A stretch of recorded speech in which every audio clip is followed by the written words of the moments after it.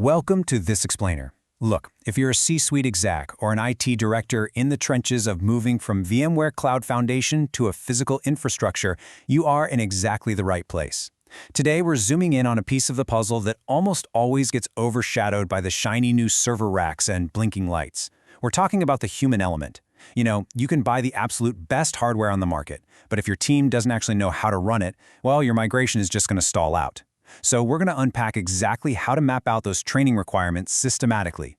We're pulling this straight from Chapter 3 of some top-tier strategic advisory material built specifically for IT leaders. All right, let's just jump right in. So, be honest. Are you procuring training before you've even confirmed your tech stack? I mean, it sounds obvious when you say it out loud, right? But you'd be shocked by how often this actually happens in the wild.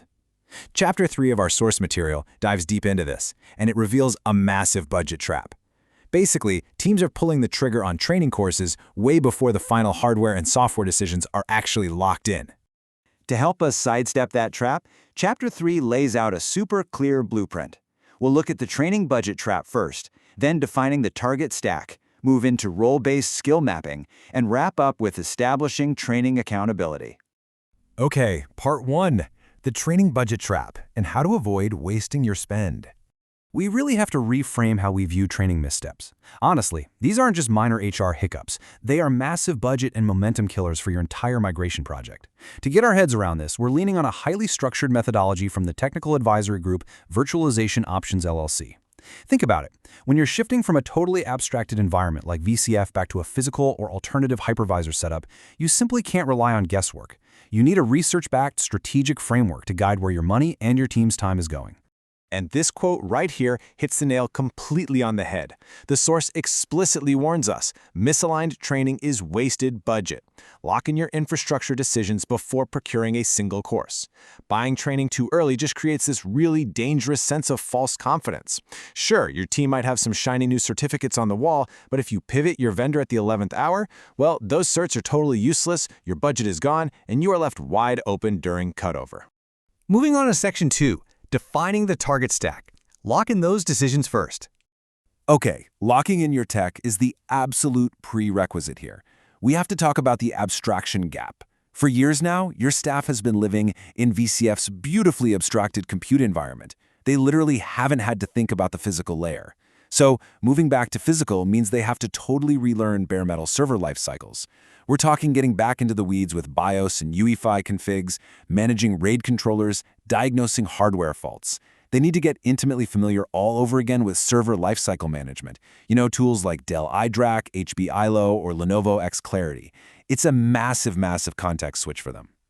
And hey, it is not just the bare metal either. What's your new hypervisor? Are you moving to Proxmox VE, Microsoft Hyper-V, maybe KVM, or Nutanix AHV?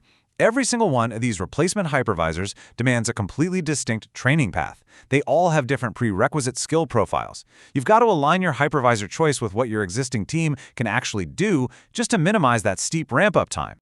Now, let's shift gears to the physical networking side. When you drop VMware's virtual networking, NSXT, you are right back into physical switching and routing, so you have to identify your platform. Is it Cisco, Aruba, Juniper? Depending on exactly which vendor you lock in, the lab requirements and the whole certification track are going to look wildly different. Finally, we round out the whole stack with the storage platform. Whether you're going with Pure Storage, NetApp, Dell PowerStore, or something else, each of these comes with highly vendor-specific training and protocol quirks. Are you running iSCSI, Fiber Channel, NFS? The training absolutely has to match the specific SAN or NAS administration requirements of that chosen vendor. Bottom line for this section, document your entire target stack, down to the exact vendor before you buy even one training course. All right, Section 3, Role-Based Skill Mapping. This is where we align our human capital. So once that stack is locked in, you need to translate all those tech decisions into human capital requirements. This matrix right here is an absolute game changer. It systemizes your training needs by very specific IT roles, separating them out so literally nothing falls through the cracks. For instance, your systems admins. Their primary domain is bare metal and hypervisors. They need key skills like OS provisioning, VM lifecycle, and firmware management. Network engineers? They're on physical switching and routing, so they need VLAN design, BGP, OSPF, and basically replacing all that NSXT functionality. And storage admins handle SAN and NAS, right? So LUN provisioning, and protocol management. You essentially build this matrix straight out of a skills inventory survey of your current staff.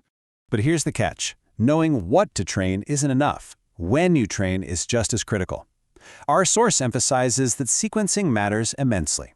Hardware training, especially those vendor-led sessions, must be 100% completed before your lab environments are even built. Seriously, do not try to do this concurrently.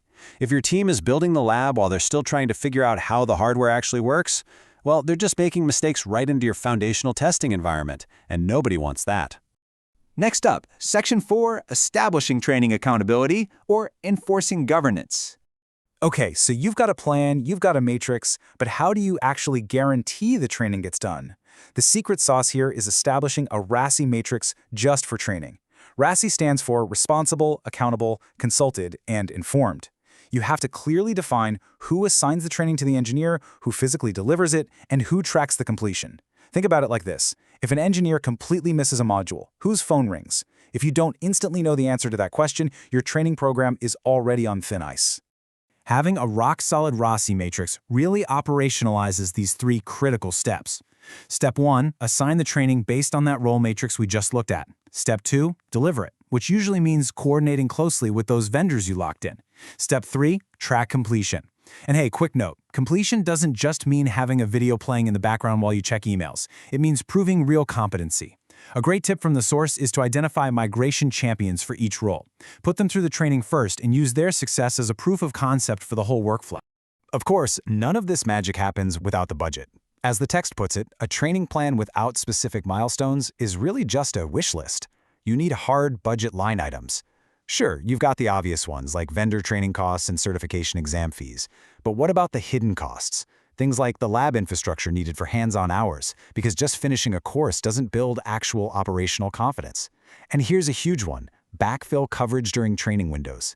Seriously, who is answering the urgent tickets while your top network engineer is stuck in a 3-day Cisco boot camp? You have to plan for that. And here is the hard rule that ties all this accountability together. Phase gates. The directive from Chapter 3 is crystal clear. No migration phase begins until the prerequisite training is officially signed off by the responsible manager. You absolutely must use competency sign-off sheets. Do not, under any circumstances, move production workloads onto the new physical stack if the manager hasn't physically signed their name validating that the team is actually ready to support it. I want to leave you with this final, really powerful thought from the advisory text. Ambiguity here kills momentum. If your stack isn't locked down, if your roles aren't clearly mapped, and if your training RACI isn't rock solid, your migration is going to slow to a grinding, incredibly expensive halt. At the end of the day, training readiness literally is migration readiness. So, I challenge you. Take a hard look at your current project plan today. Are your training milestones explicitly linked to your actual migration phases? If they aren't, it might just be time to restructure. Thank you so much for joining me for this explainer, and best of luck with your infrastructure transformation.